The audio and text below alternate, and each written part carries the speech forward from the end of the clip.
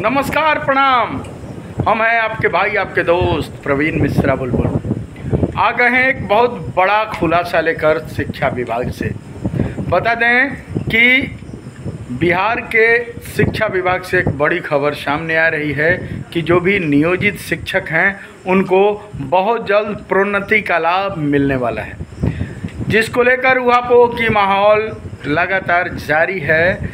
पिछले कई वर्षों से 2020 में जब से पटना हाई कोर्ट ने यह आदेश पारित किया था कि जो भी 8 साल 12 साल तक जो लगातार नियोजित शिक्षक कार्य कर चुके हैं उनको प्रोन्नति का लाभ सरकार द्वारा दिया जाएगा, क्योंकि यह मामला 2020 के नियोजित शिक्षक नियमावली में है और नियमावली में जो नियम है उसको लेकर पटना उच्च न्यायालय ने, माननीय उच्च न्यायालय ने यह आदेश पारित कर दिया था, फैसला दे दिया था।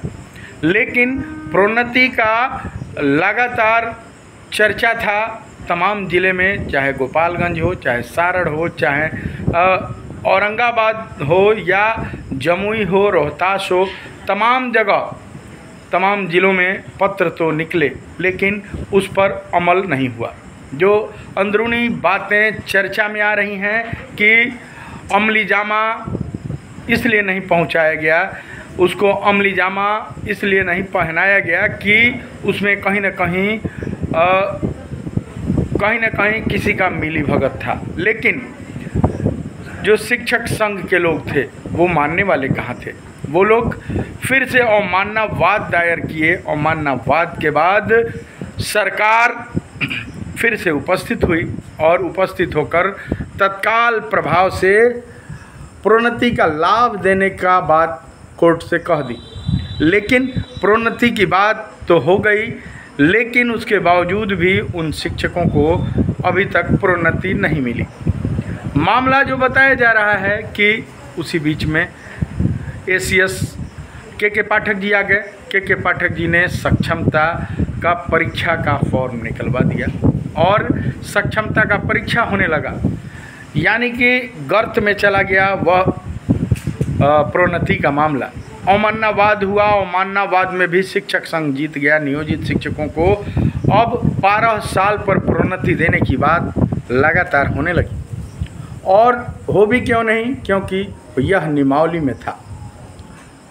अवमाननावाद के बाद भी सरकार लगातार उपस्थित होकर, सरकार शिक्षा विभाग के प्रतिनिधि कोर्ट में, माननीय उच्च न्यायालय में उपस्थित होते रहे और अवमाननावाद पर अपना जवाब देते रहे। बात ये भी सामने आ रही है, स्थानीय सूत्र बता रहे हैं, जो वकील साहब से बातचीत हुई, मृत्युंजय कुमार जी ने बताया कि अवमाननावाद पर साष्टांग दंडवत शिक्षा विभाग के पदाधिकारी होते रहे, लेकिन अभी तक प्रोन्नति नहीं मिली थी, जिसको लेकर कैमूर के संजय कुमार भी प्रोन्नति को लेकर कोर्ट गए थे। उस पर भी सरकार ने LPA दायर किया है, यानी कि डबल बेंच में गई है, और उस पर भी यथाशीघ्र 1 हफ्ता के अंदर प्रोन्नति का पत्र जारी होगा। इस बात का भी खुलासा संजय कुमार जी से बातचीत हुई, उन्होंने किया। इधर एक और बात जो प्रोन्नति को लेकर सामने आ रही है कि इस मामले में अवमाननावाद जीतने के बाद सरकार के इस शिक्षा विभाग के इस रवैया को लेकर शिक्षक संघ के लोग राज्यपाल के पास पहुँचे। मोहम्मद आरिफ सर इसमें इंटरफेयर कर गए और उन्होंने स्वयं से इंटरफेयर करके यह कहा है कि जो भी बचे हुए नियोजित शिक्षक हैं, लगभग 1 लाख की संख्या है, इनको हर हाल में जो सेवाकालीन है, स्नातक ग्रेड में प्रोन्नति या हेडमास्टर में प्रोन्नति देनी है, तो नियमावली में अगर है तो देना पड़ेगा। डॉक्टर मोहम्मद आरिफ खान सर ने कहा है कि हर हाल में जब पटना उच्च न्यायालय का आदेश है तो इन शिक्षकों को जो हक है वह देना पड़ेगा और दे देना चाहिए। बहुत जल्द ही यह प्रोन्नति का लाभ दिया जाएगा। लेकिन शिक्षा विभाग की जो अंदरूनी खबरें आ रही हैं, अगर शिक्षा विभाग के सूत्रों की माने तो अंदरूनी खबर यह आ रही है कि जब सक्षमता 5 परीक्षा हो जाएगा तब यह प्रोन्नति दिया जाएगा।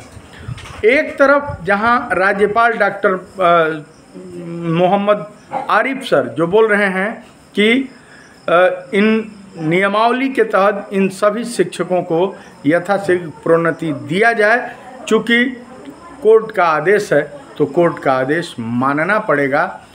वहीं दूसरी तरफ अंदरूनी सूत्र कह रहे हैं कि कुछ समय लगेगा, सक्षमता का परीक्षा जब 5 चरण समाप्त हो जाएगा तब इन लोगों को प्रोन्नति दिया जाएगा।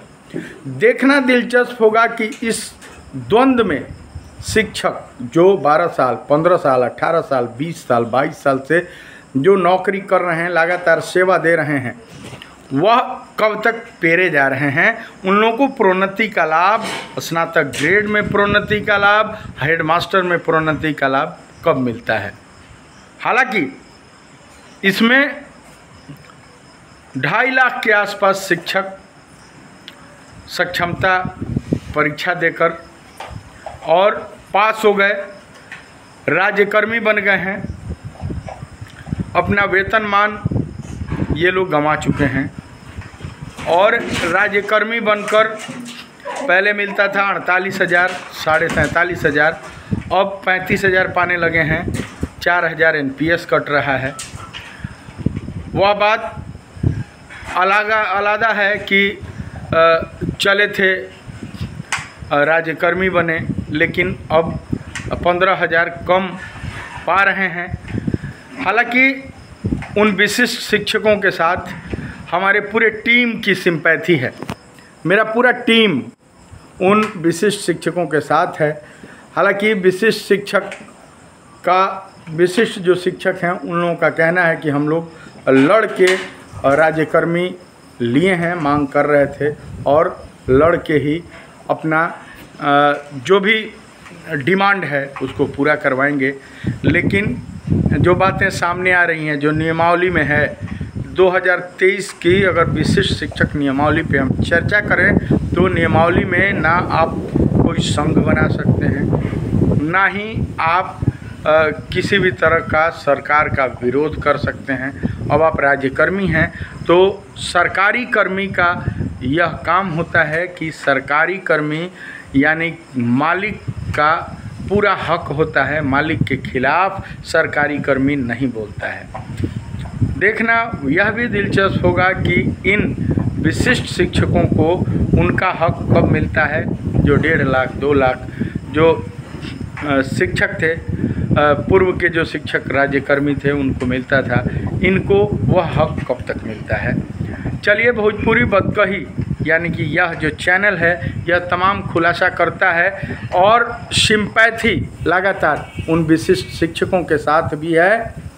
क्या होता है, कैसे होता है, कब प्रोन्नति मिलता है नियोजित बचे हुए नियोजित शिक्षकों को और विशिष्ट शिक्षकों को कब पूर्ण राज्यकर्मी का दर्जा और 1 से 1.5 लाख रुपया पेमेंट कब मिलता है, वह सारा खुलासा हम करेंगे।